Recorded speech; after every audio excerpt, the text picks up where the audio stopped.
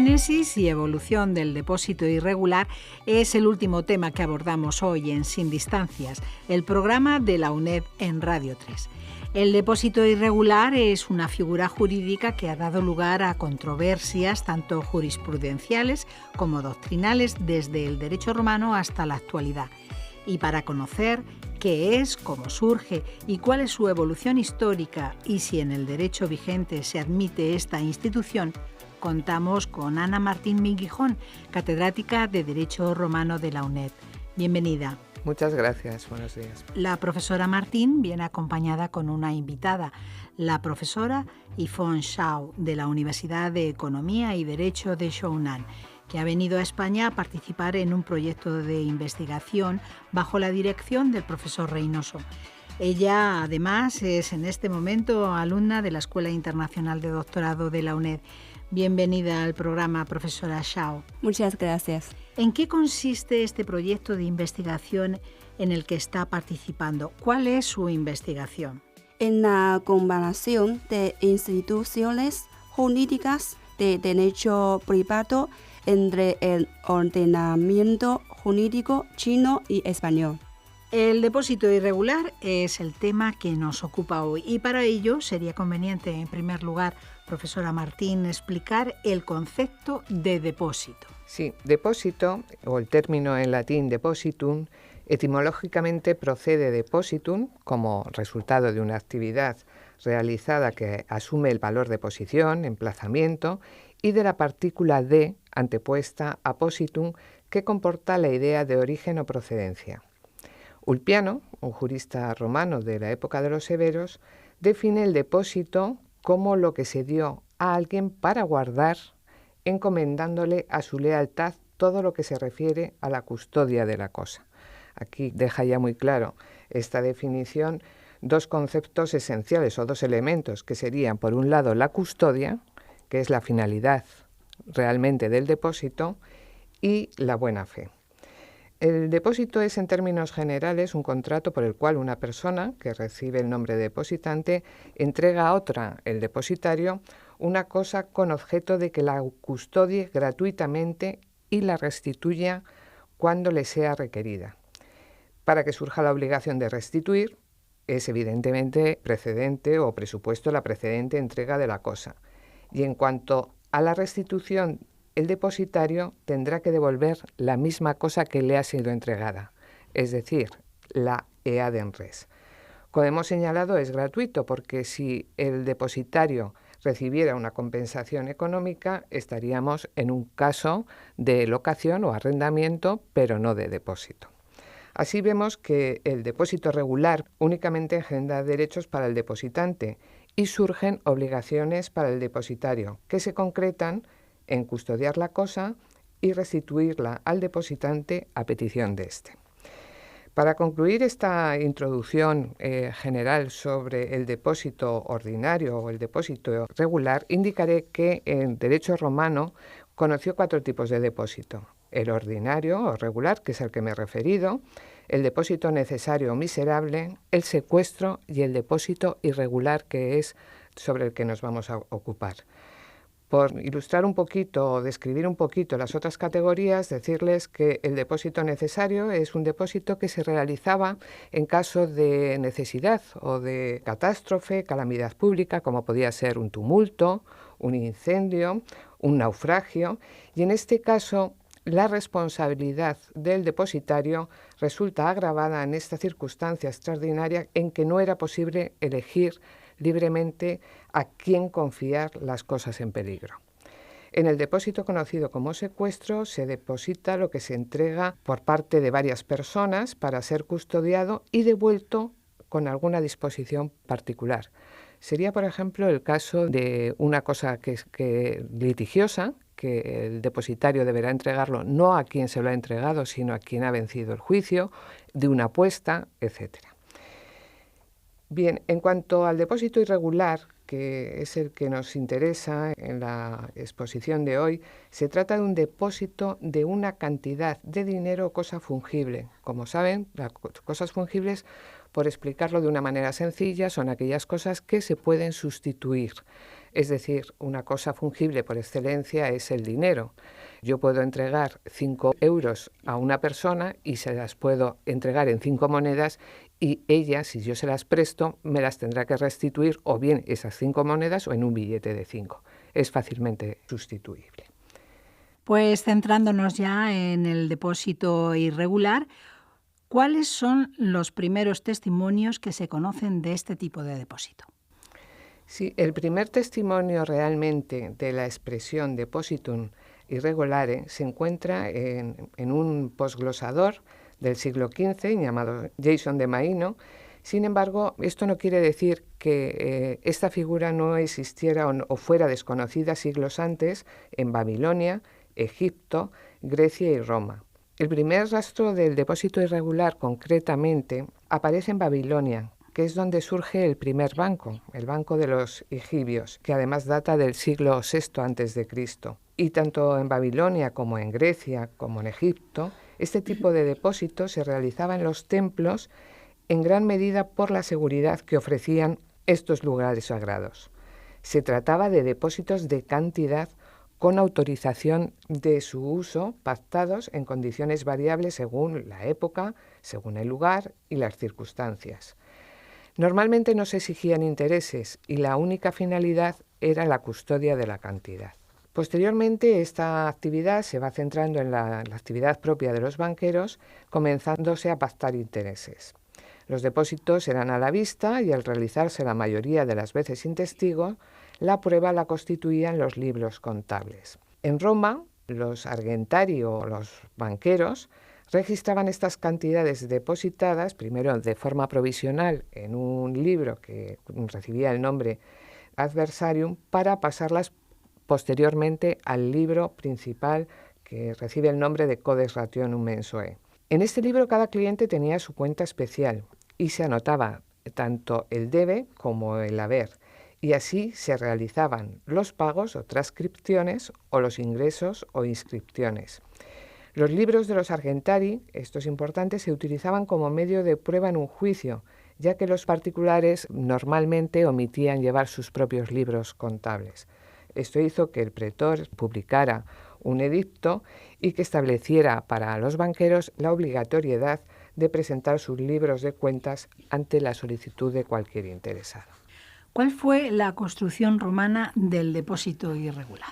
Bien, la res depositada, la cosa depositada en el depósito irregular, consiste en una cantidad de dinero o cosas fungibles y no estaban individualizadas. Y además se permitía al depositario que usase de ellos. Así como en el depósito regular no se permitía el uso de la cosa y el depositario debía de restituir la misma cosa que le había sido entregada, es más, si usaba de la cosa cometía hurto de uso, en el depósito irregular, sin embargo, se permite al depositario la utilización de las cosas dadas en depósito y restituir otras del mismo género y calidad, es decir, un tantunden. La traducción sería otro tanto.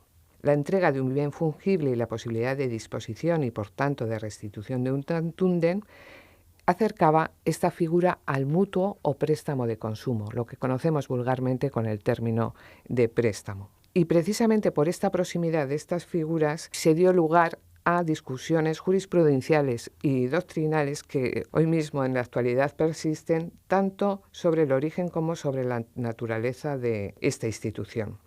En cuanto a los testimonios jurisprudenciales, por decirlo de forma resumida, pues tenemos testimonios de Alfeno Varo, que por situarlo cronológicamente sobre el año 39 a.C., fue nombrado cónsul suffectus, y luego también ya en la última época clásica de Cervidio Scévola, de Papiniano, Paulo y Ulpiano.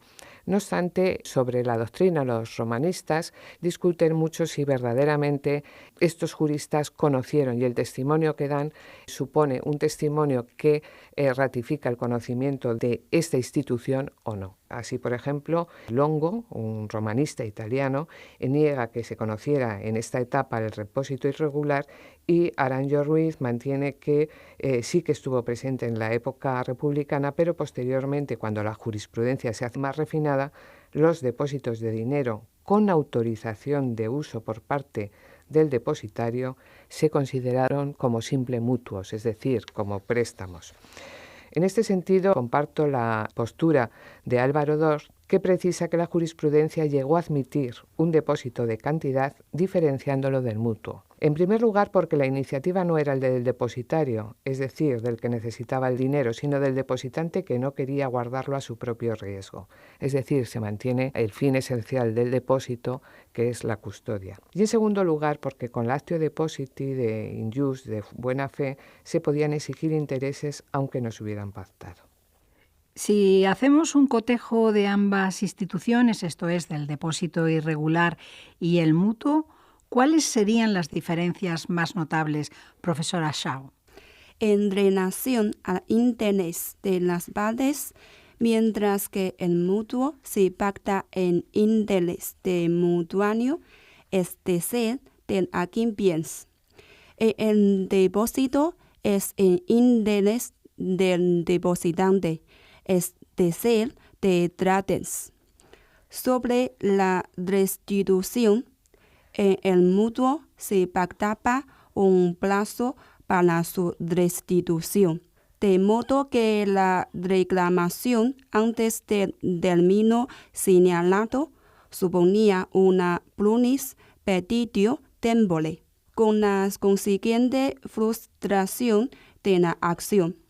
Sin embargo, en el depósito, el depositante podía solicitar la restitución en cualquier momento. Otra diferencia es la diversa función económica. Mientras que en el depósito irregular, la entrega la hace normalmente un particular a un banquero o un particular a otro particular. El mutuo es un préstamo bien de un particular a otro o de un banquero a un particular. El mutuo es un negocio de derecho estricto y, por el contrario, el depósito es un negocio de buena fe. Esto supone que en este último, es decir, en el depósito irregular, los intereses se deben ganar automáticamente como moratorios en cuanto cumpla el plazo de devolución, o pueden convertirse por medio de un simple pacto. Sin embargo, en el mutuo era necesario que se conviniesen mediante estipulario. Otra consecuencia derivada de la buena fe es la no necesidad de que el demandado obtuviera excepción alguna para que se operase la compensación entre créditos y deudas. En relación de la tutela procesal, la acción por la restitución en el mutuo era la coactio, y en el caso de depósito, la actio depositi, que al tratarse de una acción infamante, proporcionaba mejor protección a traders. Por último, el riesgo. El peligro en el depósito lo soporta el depositante, salvo pacto expreso, y en el mutuo lo soporta el prestatario. Entremos ahora en la evolución del depósito irregular en la Edad Media y en la Edad Moderna. ¿Cómo fue? Bien, antes de pasar a comentar las distintas posturas doctrinales, parece aconsejable señalar que ya en los primeros tiempos de la Edad Media, por las continuas exigencias de dinero, principalmente para las expediciones militares, adquiere un importante desarrollo la actividad bancaria, donde el depósito de dinero pasa a ser una operación relevante. En el derecho medieval, la doctrina admite esta institución centrándose en las discusiones doctrinales sobre si es o no contrario a la naturaleza del depósito irregular el pacto de intereses. De la época de los glosadores merecen ser destacados Azo y Accurcio, quienes admiten esta figura, si bien con una diferencia significativa. Para Azo no se desnaturaliza el depósito ni por convención tácita ni expresa de bienes fungibles con autorización de uso, de disposición. Sin embargo, para Accurcio, el jus utendi, si es concedido expresamente, entonces este contrato de depósito se transformaba en mutuo, en préstamo, dejaba de considerarse un depósito. Esta postura de Accurcio es seguida por los posglosadores italianos, especialmente por Baldo y Odofredo. Y luego la doctrina francesa del siglo XVI dedica escasa atención al depósito y en sus exposiciones verdaderamente es confusa. Así Cuyacio, Donero, Duareno, y merecería destacarse a otomanos y a balduinos. El primero atiende a la finalidad de la entrega para determinar si estamos ante un depósito o un mutuo y concluye que el depósito irregular es una forma o una categoría del mutuo. El segundo afirma, por el contrario, que es incompatible con el depósito el pacto de intereses. La doctrina italiana de los siglos XVI y XVII reconoce el depósito irregular, pero niega que se transmita el dominio del bien fungible. Tanto en la doctrina como en la práctica jurídica alemana existía una cierta incertidumbre sobre esta figura. Tanto es así que solicitan un dictamen a la Facultad de Leipzig y en este dictamen se aconsejaba que se pactara expresamente la concesión del uso de la cosa depositada al depositario para no perder los privilegios del depósito. En España, tanto el fuero real como las partidas regulan el depósito irregular, si bien se obvia cualquier referencia a los intereses.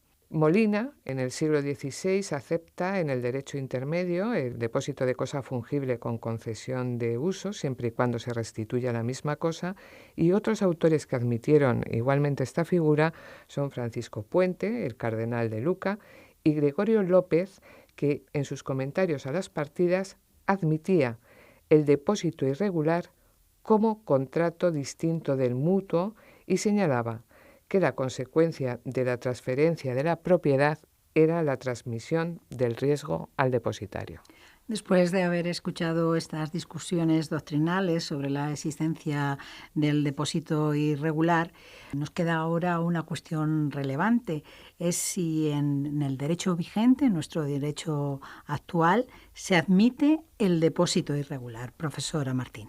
Sí, es una cuestión importante porque, como hemos ido viendo ya desde Roma, se discute si verdaderamente se trataba de una institución jurídica o debía subsumirse dentro del mutuo.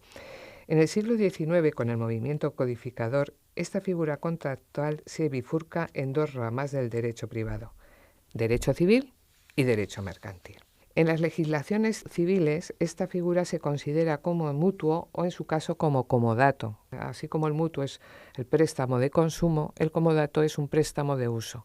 Yo dejo a una persona un coche para que se traslade y me tendrá que devolver, evidentemente, el mismo coche. El único código europeo que admite expresamente la figura del depósito irregular es el Código Suizo, en el artículo 481, donde expresamente se contempla que los beneficios y el riesgo pasan al depositario. No obstante, en otras legislaciones como la italiana, aunque no lo regula explícitamente, parece deducirse la existencia de este contrato, ya que en el artículo del Código Civil italiano, en el 1846, parece admitir la transmisión de la propiedad y en el artículo 1848 restringe y precisa el tantunden, que era, como recordamos, otro tanto, al exigir que sea de la misma especie recibida. El derecho civil francés, sin embargo, niega este contrato, especialmente por la interpretación del artículo 1932 de su Código Civil,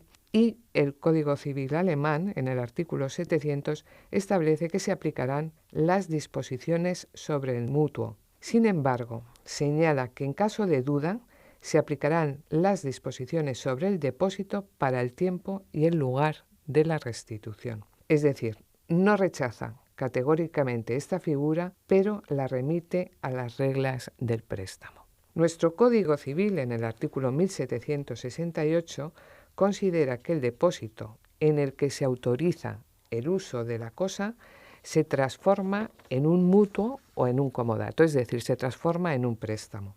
Es evidente que este cuerpo legal rechaza categóricamente el depósito irregular. Y en opinión de la doctrina, sin embargo, no es que el Código no admita el depósito de cosas fungibles, sino que prohíbe que el depositario pueda ostentar esta cualidad si tiene autorización expresa para el uso de la cosa depositada por parte que había sido depositada por el depositante.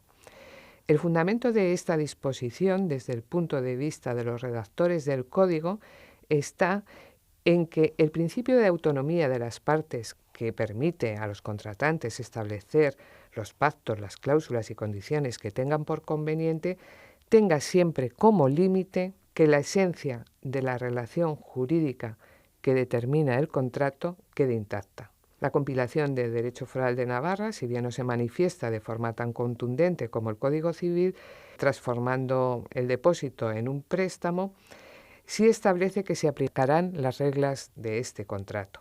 En resumen, el uso de la cosa depositada, el carácter fungible de la misma, la transmisión de la propiedad, son las cuestiones que se esgrimen a la hora de objetar la existencia del depósito irregular.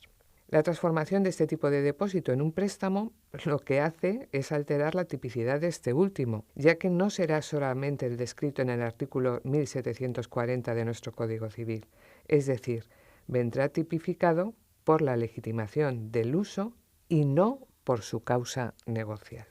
Sin embargo, en nuestro derecho mercantil, el depósito irregular se identifica con el depósito bancario, siendo este un depósito de numerario. Está regulado en los artículos 307 y 309 del Código de Comercio.